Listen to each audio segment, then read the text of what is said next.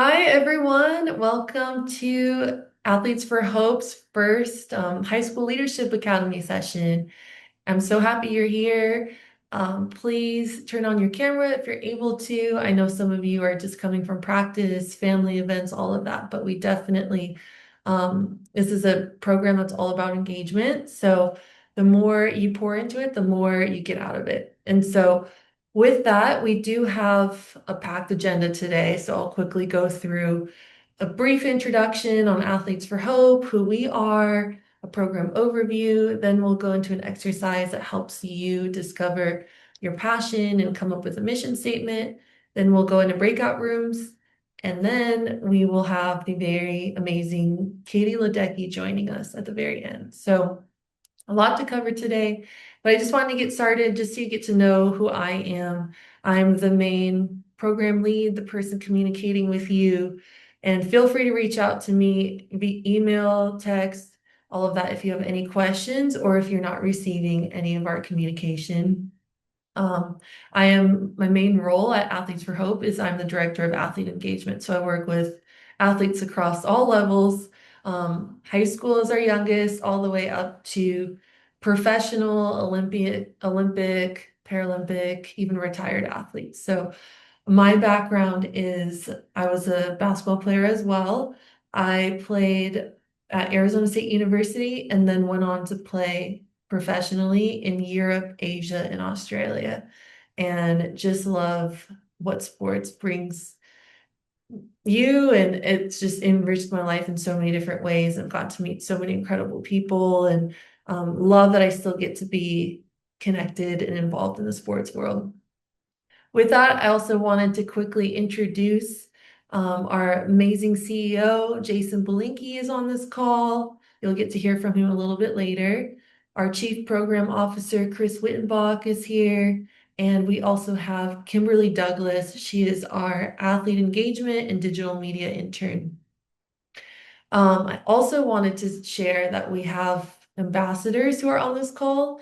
In DC, we have Eve, Mia, and Sydney. In LA, we have Quade, Ella, and Logan. And in Oakland, we have Abby. And so you'll get to hear a lot from them too. They'll be helping us lead the program, and especially a lot of the time in the breakout room settings.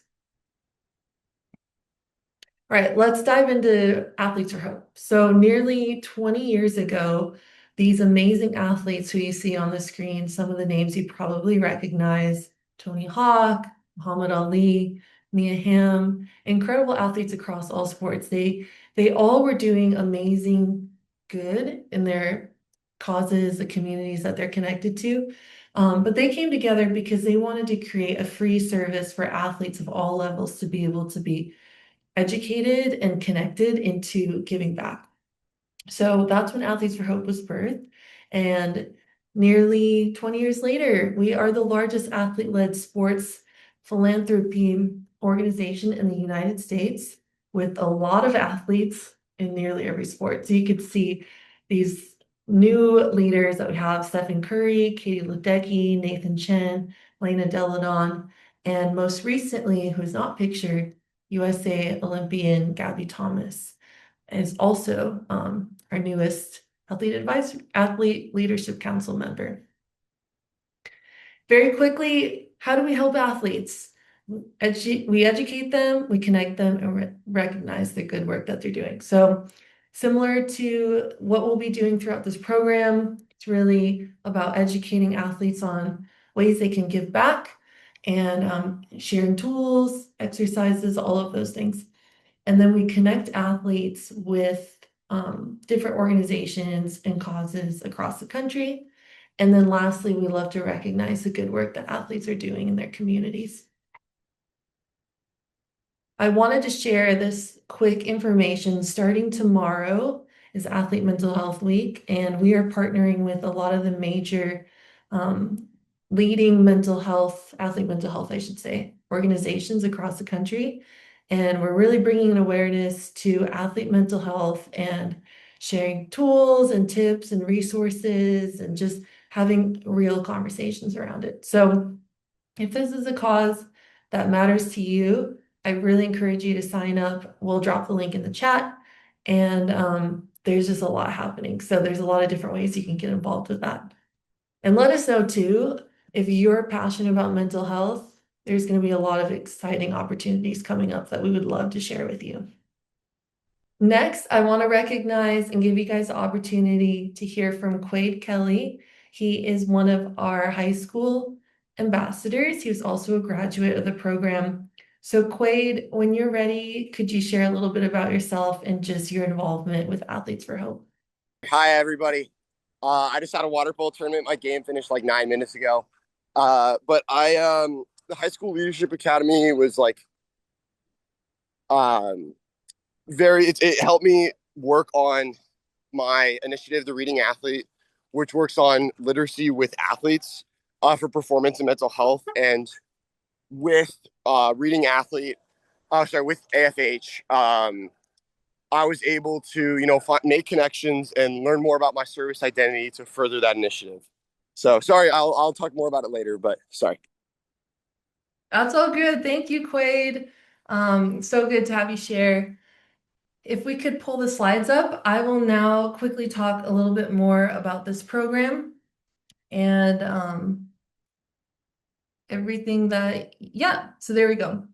So Kim, in a minute, she'll drop in the chat the link to the athlete workbook, which hopefully all of you have already received and looked at, because pretty much all the information that you will need is found in that document. So you can actually just download it as a PDF if that's helpful for you.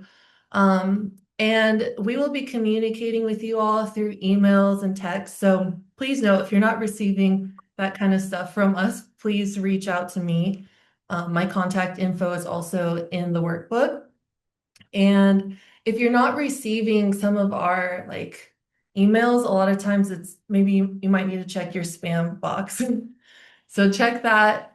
And we'll send typically like the week before our sessions, we'll send like a reminder email, and then we'll send a recap email with the link to the recording if you aren't able to make the session.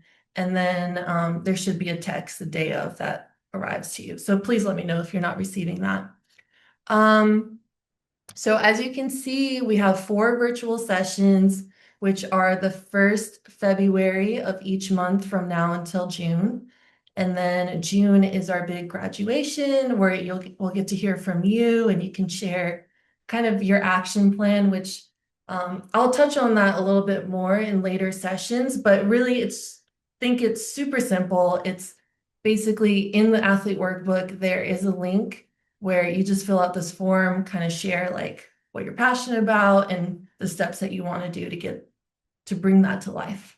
And then I think Kim may have dropped in the chat as well, the community service highlight form. So as I was talking about what we do at Athletes for Hope, that recognition piece, we definitely want to recognize more high school athletes doing amazing work in the community.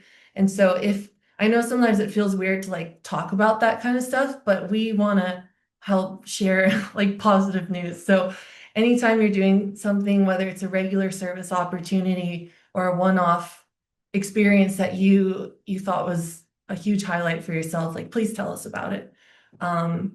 We definitely want to share that. And then I think that's everything, but please, if you have questions, let me know if there's something that I missed. I think we're good to go on to the next one. So we're on track.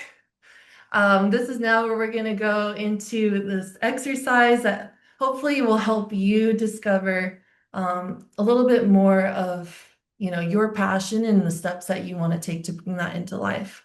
So the link that Kim just dropped in the chat, if we were in person, we'd give that to you and you'd be able to fill it out right away. So unfortunately, I'm sorry, it's different in the virtual space, but if you want to look at that link as a guide to help you through this part, because I might go through it a little bit quicker. And if you want more time, please click on that link and then work on it. Take as much time as you need. So when you're ready, if you could, whether it's on your computer or grab a pen and paper, somewhere where you can just jot down a couple words and notes, that would be really helpful as we we dive in. So if we're ready. So this first slide, you look at this list of words and choose all the descriptors that best represent who you are. And if you don't see a word on this list that describes who you are, feel free to add it. And feel free to also just take a minute and create your list. And as you can see, like as I mentioned, other is at the very end, just because this doesn't include everything.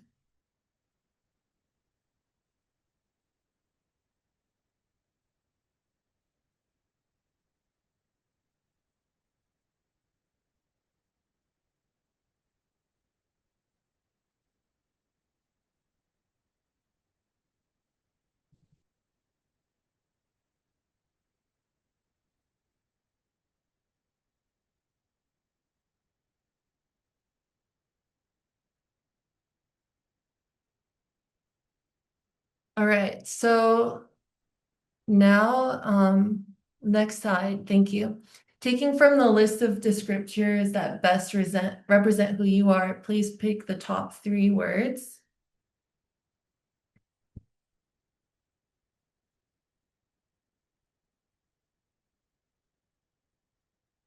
And then from there, looking at this next set of lists, I want you to start thinking about the causes that you hope to support. So look at what some of these causes, maybe choose 3 words that best resonate with you or fit you best, that you feel most passionate about. And if you don't see a cause on this list, feel free to add your own. And I'll give you a minute to narrow down your list.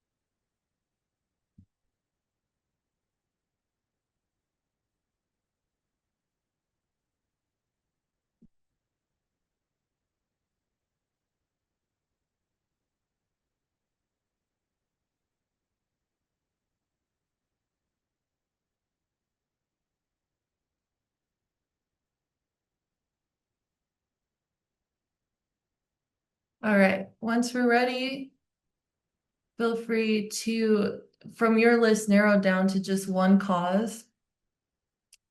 And I got some emails that some of you were having a hard time accessing the document. So I also put a PDF of the same document in the chat if that's helpful for you to refer back to.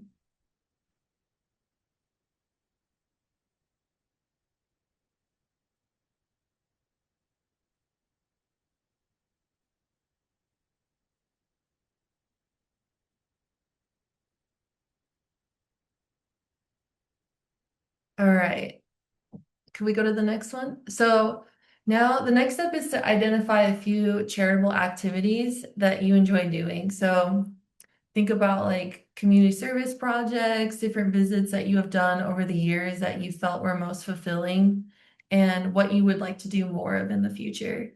So please choose like all of these that apply to you and feel free to add any that might not be on this list.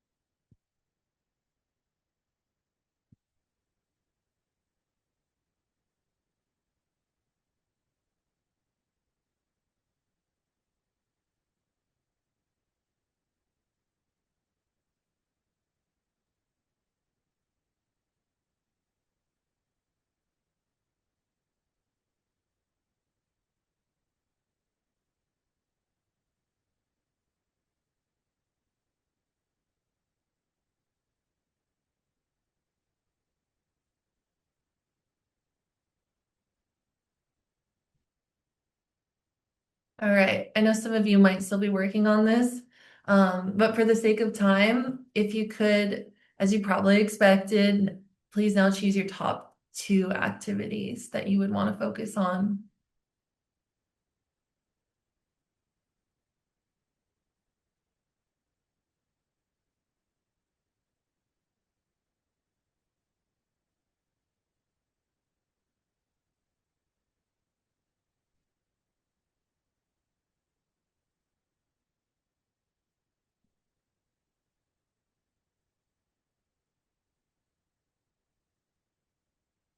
All right. And then now let's put it all together using your responses, whether it's your identity, your cause, and your preferred activities.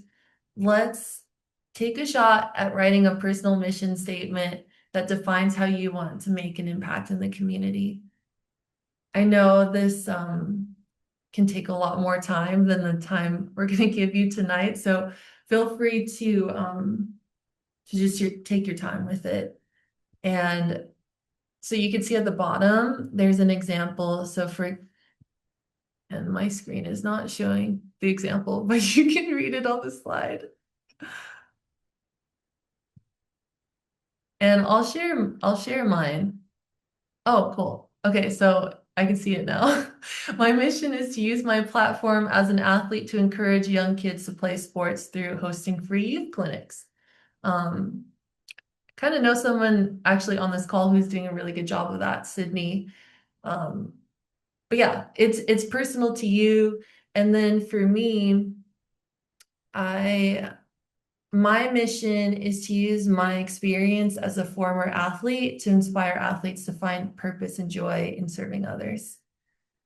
So this exercise is just a starting point. Feel free if you want to type it in the chat or go off mute. And if you want to share your mission statement with the group. But if not, we'll give you time in a few minutes to go in a breakout room and you can talk about that with each other. But feel free, if you want to share with the larger group, you can, yeah, type it in the chat. And for the sake of time, I think I'll just go into the next slide. Sorry, Chris. We'll talk quickly about the causeway. This is really like the DNA of Athletes for Hope.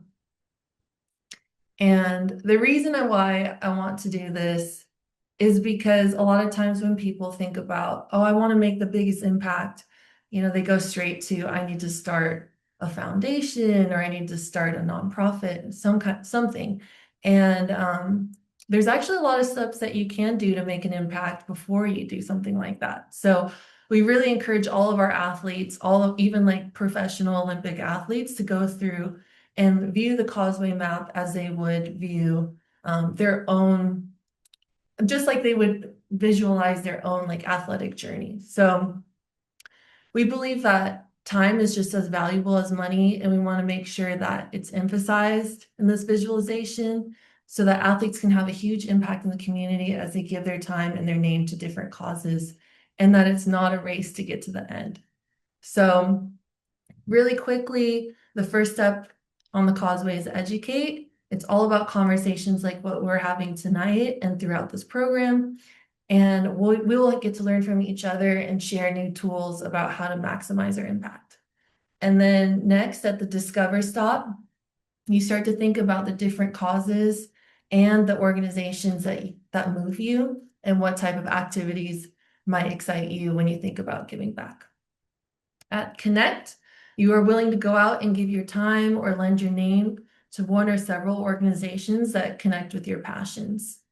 And as you move to engage, you might find one or two organizations that resonate with you at a deeper level, and you decide you're going to visit that organization regularly. And at this step, you decide you want to have, regular engagement with that particular organization. And then at the partner phase, you become deeply invested in a particular organization to the point in which they might offer you a position as an ambassador, and your name might also be publicly connected to this particular organization. And the reason we have the proceed with caution sign before you look at the established phase is because we want you to be fully informed before you consider this option, and also be aware of other giving vehicles that exist beyond establishing your own organization. So that is the causeway. Now, if we're ready, I want to give you guys as much time as possible, which unfortunately is like 6 minutes to be in a breakout room. Um, so we'll have more time for this in other sessions. I'm sorry, we had so much to cover on the front end. But when we're ready, Chris, feel free to join. And I do have some discussion questions that the ambassadors will share with you, but I will put it in the chat for everyone to see if that's helpful. So just basic, like get to know you kind of questions, a fun prompt, like what's your favorite sports team, athletes? You could talk about too, like highlights from the weekend. What are you excited about with the program? And what are you looking forward to? And what are some causes that you're passionate about? So open-ended discussion, but just get to know each other. And once we're ready, we can feel free to join that. Welcome back. I know we're still waiting on a couple of rooms to finish up, and I'm sorry we didn't give you guys a ton of time to get to know each other. But hopefully with some of the other sessions, we'll make those breakout rooms longer. And we just have the amazing Katie Ledecky with us, and we definitely want you guys to hear from her as much as you can. So looks like we're still waiting on a couple more groups to finish up. So once we get everyone back, Jason, I will kick it over to you. Great. I think we have everyone back. Well, it is my great pleasure to introduce one of the kindest and most giving people I know, who also happens to be one of the greatest athletes and Olympians of all time, Katie Ledecky. As most of you probably know, Katie grew up in the DMV area in Bethesda and made her Olympic debut at the age of 15 in 2012. She's gone on to compete in 4 Olympics, London, Rio, Tokyo, and Paris, winning 14 medals, 9 gold. She's also broken 16 world records and held 37 American records. And beyond her Olympic success, Katie graduated from Stanford with a degree in psychology and political science. And amazingly, she gave the commencement speech to the 2025 graduating class. Katie's also written a best-selling book, which we'll have to distribute to all of you. She's received the Presidential Medal of Freedom. She's had a street named after her here and has worked with countless charities over many different causes. And last but not least, is a member of Athletes for Hope's Athlete Leadership Council, which really serves the purpose of setting an amazing example for the next generation of athletes who want to use their platforms for good, which includes all of you tonight. And last but not least, she is the best birthday out there, March 17th, the most fun birthday, which I happen to share with her, so I'm a little bit biased. So anyways, I could go on and on about Katie's accolades, but I won't because I don't want to waste all that time. So Katie, welcome to our intro session of the 2025 High School Leadership Academy.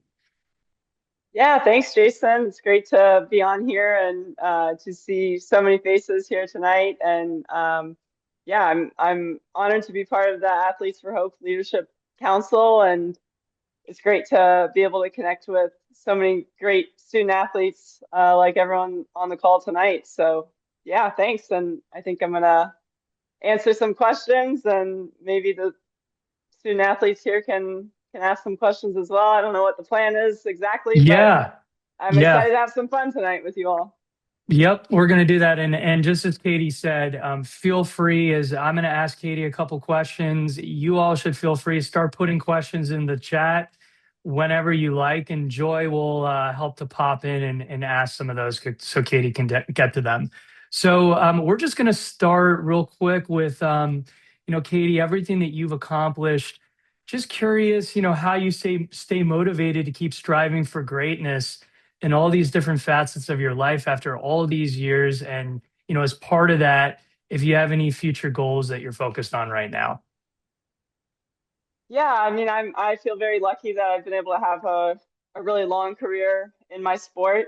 I've stayed fairly injury free and healthy, and um, I really just love my sport so much. I really love swimming. I love not just the competing, but the training. So I just really love going to work out every day and being with my teammates, being with my coaches. It brings me a lot of joy.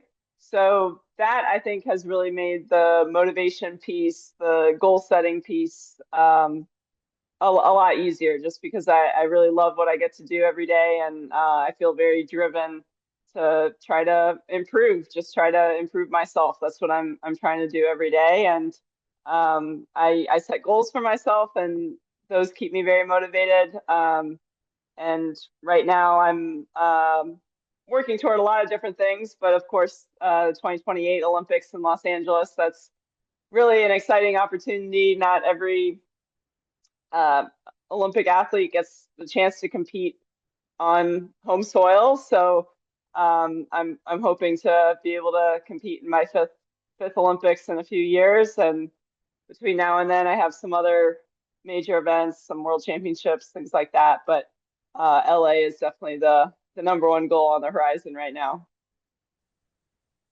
So it has been such a long time that you've been competing here, and I know swimming has been part of your life for quite some time. And I'm just curious, when you're kind of envisioning, who's inspired you along this journey, a particular leader, and kind of what qualities of that leadership that you've tried to embody in your own life. Yeah, I think uh, really I try to look to the people around me the most, the people that I'm surrounded by on a day-to-day basis. So when I was really little, when I was a 6-year-old on a summer league swim team, I looked up to the 18-year-olds on the team, and always have looked up to my older brother, who's 3 years older than I am. But yeah, just starting out, I just looked up to the older kids, and then as I went into high school, I looked up to the seniors and, followed them for advice and things like that. And then kind of same thing when I was in college. And even though I was at the Olympic level at that point, I had been to these big competitions. I think it's always important to try to learn from the people that have gone through the steps that you're about to go through, and try to learn from their success and their failures. And I think that's a really important thing to do. And then I think just outside of swimming, I've been very lucky to be surrounded by great people in the classroom as well. Some great teachers that I had through high school that I've gotten to stay in touch with. Some professors at Stanford that I've stayed in touch with, and really just trying to learn from all of them as much as I can, and maintain those connections. I think I've learned from some of my friends how just how important it is to stay connected with each other, and I feel very lucky that I've stayed connected with a lot of my high school classmates, some swimmers that I grew up with. My college classmates, all of them, just to continue to have that good support system and continue to have people to learn from every day. That's awesome. And yeah, obviously, I know you make it back here a lot of the time because of your family and your friends, and we always love having you visit whenever you can. And, as a member of the Athlete Leadership Council, as we discussed earlier, you set a really amazing example for other athletes to use their platform for good. So we'd love to just hear a little bit more about why that's important to you to give back. And, if there are particular causes that, really mean a lot to you. Yeah, it's always been important to me to give back. And I think even before I became an Olympian and had some great opportunities, thrown my way, or things come up, service has always just been at the core of my education. My schools growing up really emphasized helping your community, service work. Actually, at Stone Ridge School of the Sacred Heart, where I went to high school, every other Wednesday we would have social action days where we would go out into the community and just work. And we went to different sites, and My junior and senior year, I went to Bikes for the World. I don't know if any of you are familiar with that in Maryland, DC, Virginia area. Um, so just had that opportunity, and then I went to my first Olympics at age 15, as you said, Jason, and that was the summer after my freshman year of high school. And at that point, I really my eyes were kind of open to something I really just didn't expect coming off of an Olympics, where I did get all these great opportunities where I was asked to go to Walter Reed to visit with wounded warriors. I went to Children's Hospital a few times. I went to elderly homes. I went to lots of different schools, and it it didn't.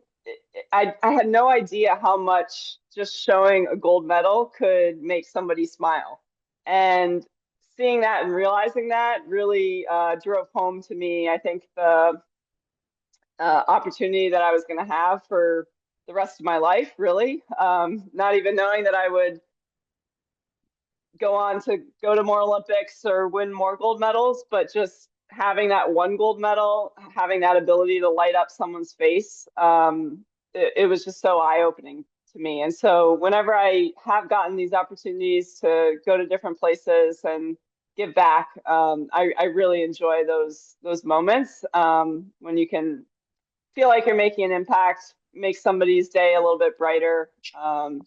So yeah, I really just try to say yes to as much as I can, as many of those types of opportunities. And over the years, I think one area that I've really enjoyed kind of emphasizing and kind of the opportunities that I really try to say yes to as many of them as I can, relate to education. And growing up, I swam all through high school, all through college, but I never let my education slip. It's just always been a big value in my family to get a good education. And so I've enjoyed the opportunities I've gotten to go to schools, inspire young students to set big goals for themselves in whatever areas they're passionate about, whether that's a subject in school, whether it's a sport, whether it's an extracurricular activity, playing an instrument, and really just trying to be the best you can be at that.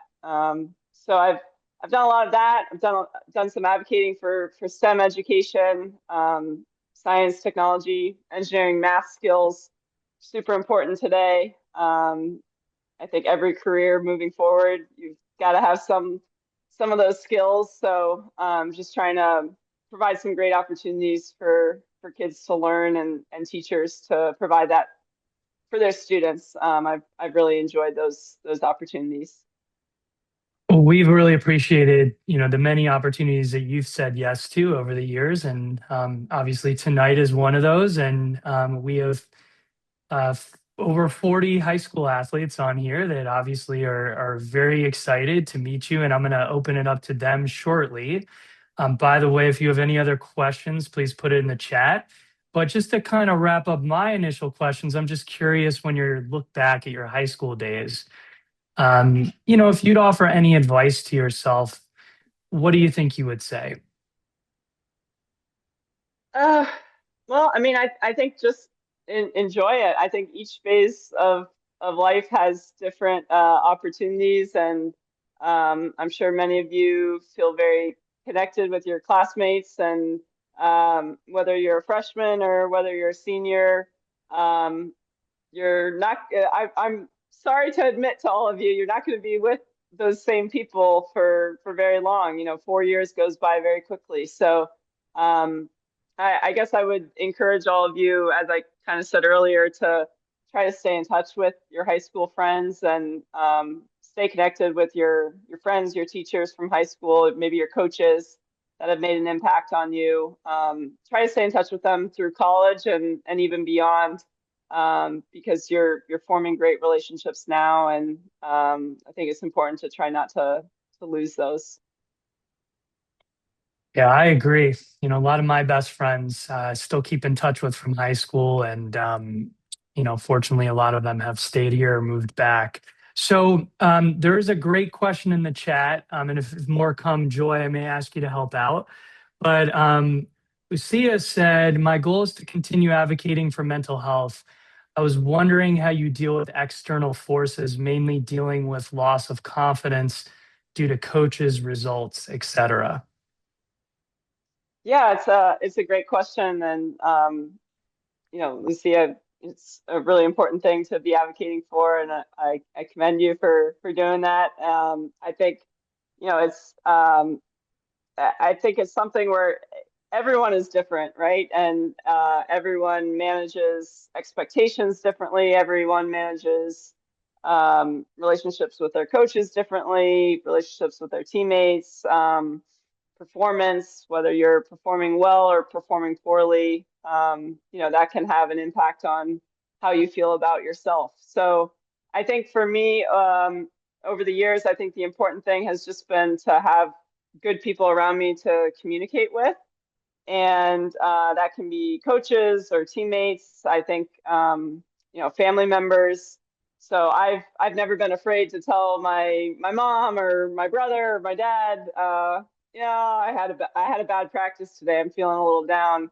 I really wanted to be better today. And they always have the right advice. My parents, I remember after one meet where I was pretty disappointed when I was maybe 10 or 11 years old.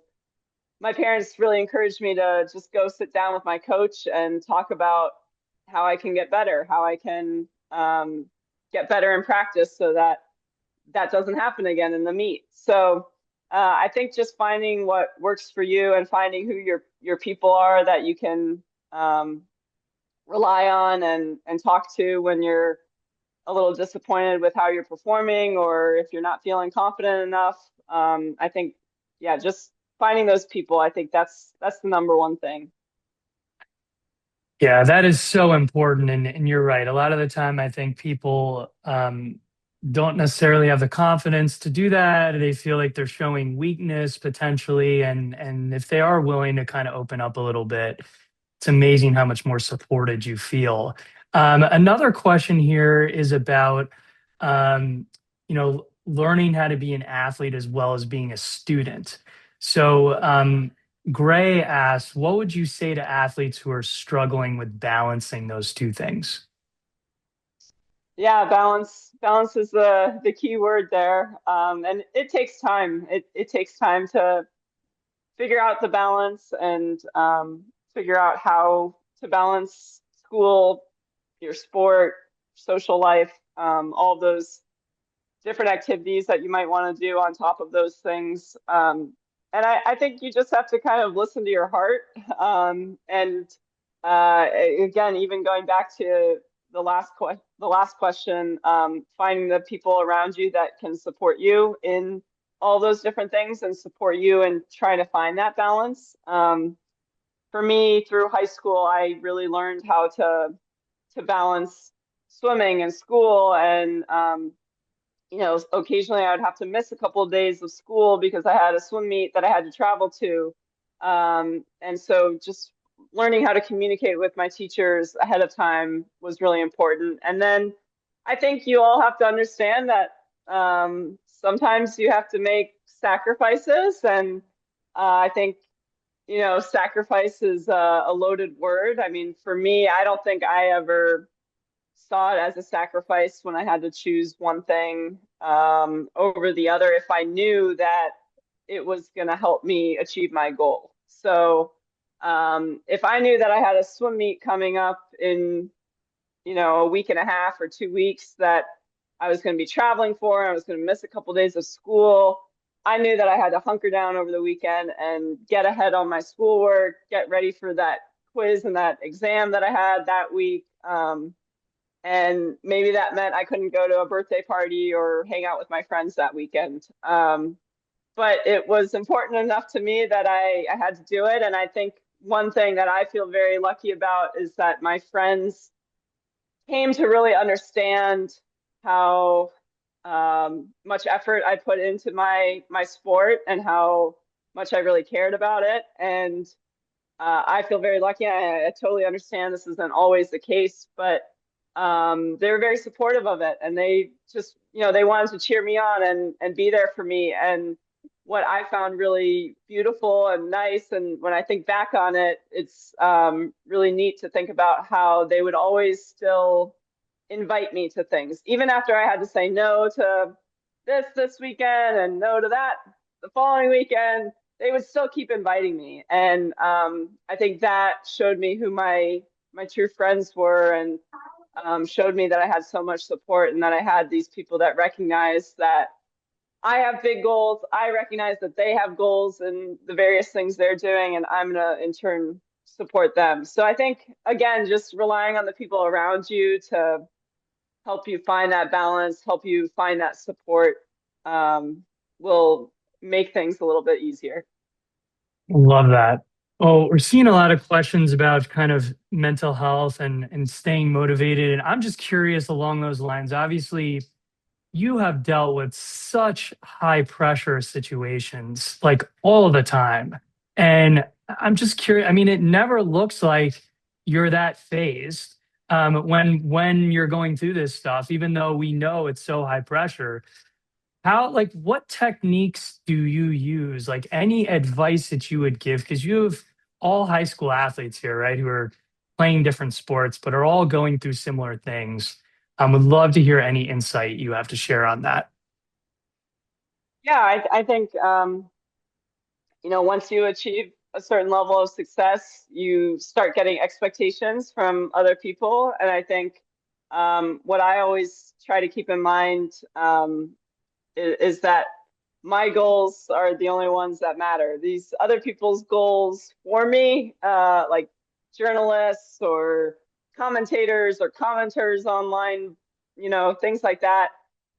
Why would I listen to their goals for me? My goals are the ones that matter the most. So I always think about that when there's kind of that external noise. And then I'm happy to admit to all of you, I still get nervous before big races. I would be concerned if I didn't feel the nerves before a big race, because that probably would mean that I didn't care about what I was about to do. So I think it's just about managing the nerves. And for me, one thing that really helps is I've been keeping journals since I was 14 years old. I journal every day, my practice, how I did at practice, how I'm feeling.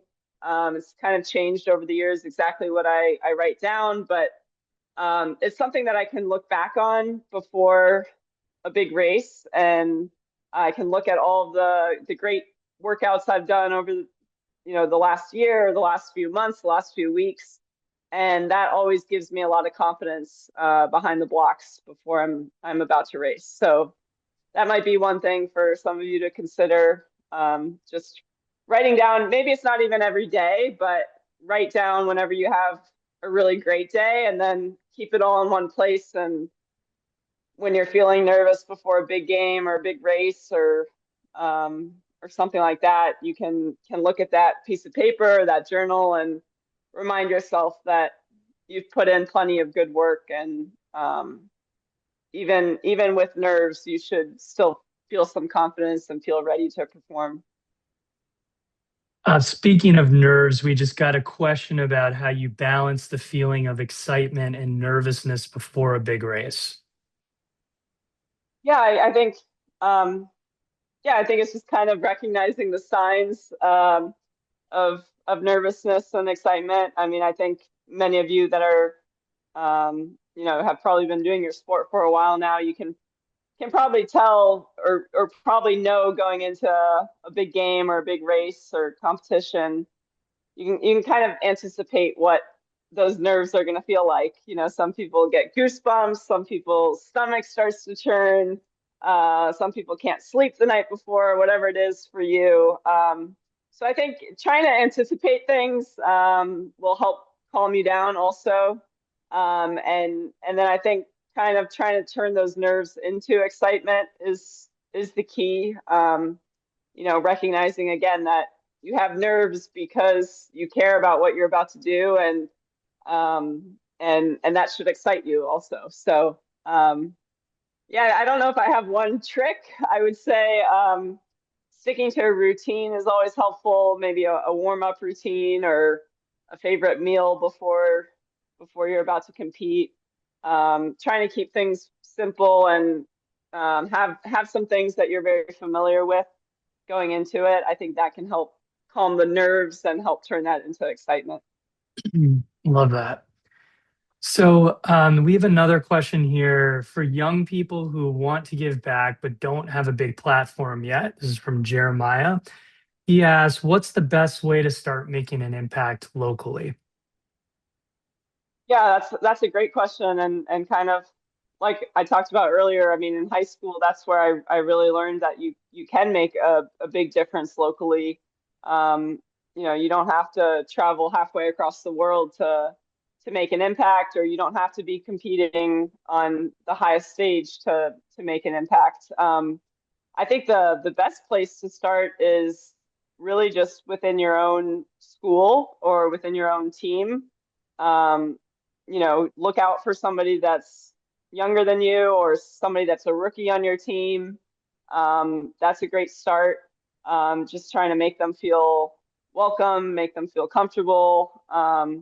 And then I think a second thing would be to try to team up with one or two people from your team or your school and maybe even team up with a teacher and find or a coach and find some ways you can give back. And I think again, kind of having a teacher or a coach, I think somebody a bit older that can help you find those opportunities is always valuable. And it's actually a lot of fun when you get to do some of those things with a teacher or coach. I found those social action days that I had in high school, we always had a teacher that would drive us to the site and would do the activity with us. So I really enjoyed that, and I think having a group of people to do something with, that's a great way to do it. And um, I think you can get creative when you put your minds together. So whether you want to go volunteer at a certain site in the area, there are lots of different things you can do. So I don't want to speak for exactly what it might be that you want to do, but I know you all have different interests. But it sometimes doesn't take more than just a Google search of what it is you want to do and type in your area, and I bet you'll find something. But then you can also get creative. Maybe you want to host a sports clinic for a group of young kids in the area, or maybe for younger students at your school, whatever it might be. And those things, I think once you start something, it can snowball into something bigger, and you'll start to get more ideas and get more people involved from your team or your school or your area that'll have some great ideas for you as well. Yeah, I love those ideas. And just so you know, these guys will be developing their own philanthropic plans, action plans throughout the course of this program that they will then put into action at the end. So we will be sure to share all of their ideas with you, just so you Yeah, can that's see how awesome. you may have inspired them. So Katie, we're just about at time, and just wanted to give you kind of one final opportunity if there's any, additional thoughts, kind of departing wisdom that you want to share with the group. Yeah, I mean, I'll just say, a big congratulations to all of you. I think it's awesome that you're together on this Zoom and that you're going to have this opportunity ahead to make an impact. And you're all going to be great leaders. So, yeah, just thank you. Thanks for being those leaders and for inspiring some of your classmates, I'm sure, along the way, some of your fellow teammates, your coaches. They're going to be looking to you to lead, and that's really exciting. I'm really excited for all of you. And Jason, please do keep me informed of what everyone's doing and how everything's going, because it's really exciting to see. And I'm just really proud to be a part of Athletes for Hope and to see what you all can do. Awesome. Well, thank you so much for taking the time with us on a Sunday night. We really appreciate it, Katie. And yeah, Joy, I think I'm going to kick it back over to you. And Katie, you are more than welcome to hop off whenever you'd like. All Yeah. right, thank you all. Thank you, Katie. If you all have any more questions for her or any personal notes to say thank you, feel free to send that to me and I will pass that along to her. But she's great. I know it's rare to be able to talk to like an athlete who is so decorated and such a great Olympian. But I know we're at time, so we're gonna close here. Chris, if you could share that last slide, and I'm gonna put a little poll up. If you guys could just fill this out, this kind of helps give us some quick feedback on just the session and some of your favorite things about it. We definitely want to hear from you guys throughout this whole program. So with that, next steps, think about your mission statement, start working on your action plan. Again, the action plan won't even be due until June, so there's quite a few months that we'll have together where you can continue to develop it, or you might meet someone on this call that you want to work on something together. That would be super cool too. And our next session will be Sunday, March 1st. Again, same time. We're all over the country, so a lot of different time zones. 8 p.m. Eastern time, 5 p.m. Pacific time. And once again, my email and phone number is there. If you have anything you want, any questions, anything you want to, feel free to reach out to me, stuff like that. But feel free to fill out that poll when you get a chance. And I just want to thank our ambassadors as well for being on this call and helping us lead. And we'll make sure you guys get more time for breakout rooms in future sessions as well. And one last thing, sorry. We're thinking about setting up like a group chat with everybody. So hopefully that's okay with you. If not, let me know. But we just want to find ways for you all to also connect outside of just these primary sessions that we have. And with that, does anyone have any questions before we end today? If not, thank you all so much for being a part of session one. It's been great to meet you, and I'm excited for our journey together in the next couple of months. Thank you.